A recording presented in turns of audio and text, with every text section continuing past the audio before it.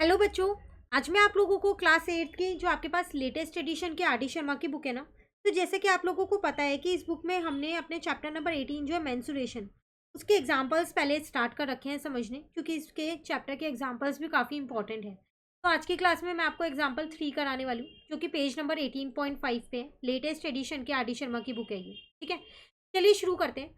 The cost of turfing a rectangular field at 85 paisa per square meter is rupees 624.75. Find the perimeter of the field if its sides are in the ratio 5:3.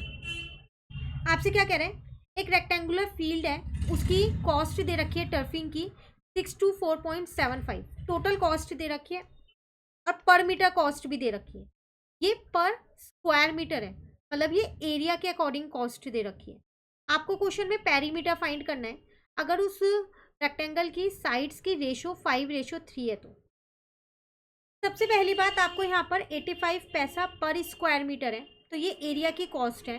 तो cost हम निकालते कैसे हैं? Total cost निकालने का formula था हमारे पास, cost per unit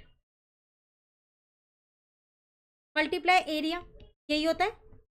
total cost मुझे यहाँ पर ऑलरेडी गिवन है, कॉस्ट पर यूनिट 85 पैसा है, तो मैं रुपी में कन्वर्ट कर लेती हूँ। 85/100 कर लिया, क्योंकि ये भी मुझे रुपी में गिवन थी, इसलिए एरिया मुझे इसका नहीं पता है। यहाँ से पॉइंट हटाया, 100 आ गया। चलो अब हम अपना एरिया फाइंड कर लेते हैं। तो ये 100 इधर आ गया और 85 नीचे आ गया, रेसिप्रोकल हो गया। इस इक्वल्स टू में एरिया ऐसे लिखा हुआ है।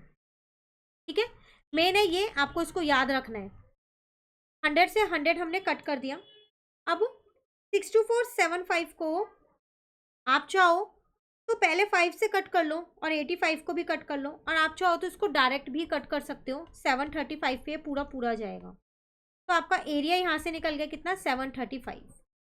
सेंटीमीटर में था आपके पास, मीटर है तो मीटर स्क्वायर। क्लियर? अब मेरे को यहाँ पर साइड्स भी गिवन है, तो एरिया का फॉर्मूला होता है मेरे पास L/2 में B। साइड्स मुझे रेशो में 5:3 गिवन है। तो लेट जो मेरी लेंथ है वो है मेरे पास 5x, एंड जो मेरी ब्रेथ है तो मैंने मान लिया 3x, क्योंकि जब भी रेशो में होता है हम उसे x की फॉर्म में लेट करते हैं। क्लियर? तो एरिया इज इक्वल्स टू में L/2 में B। एरिया की जगह 735 लिखा, L की जगह 5x, B की जगह 3x लिखा। तो 735 इज इक्वल्स टू में आ गया 15x square. 735 divided by 15 is equals to में आ गया x स्क्वायर। आप सोच रहे हो हम इतना बड़ा कर क्यों रहे हैं? देखो, जब तक हमारे को साइड ही नहीं पता होगी तो हम पेरीमीटर कैसे निकालेंगे? साइड के लिए मुझे ये x पता होना चाहिए, जो कि मेरा यहाँ पर इजीली निकल गया। वो निकल गया 7। माइनस का नहीं लेंगे, क्योंकि माइनस में लेंथ कभी भी नहीं होती, इसलिए डायरेक्ट x 7 आ गया। तो हमने यहाँ पर लेंथ ले ली, कितनी थी? 5x थी मेरे पास, तो यहाँ आ गया 5 इंटू में 7, 5 7 जा 35 सेंटीमीटर। और अगर मैं अपने ब्रेथ की बात करूँ, वो थी मेरे पास 3x, इसका मतलब 3 इंटू में 7, तो आ जाएगा मेरे पास 21 सेंटीमीटर। क्वेश्चन में मुझे पेरीमीटर फाइंड करना था। पेरीमीटर का फॉर्मूला होता है 2 मल्टीप्लाई में L प्लस का B।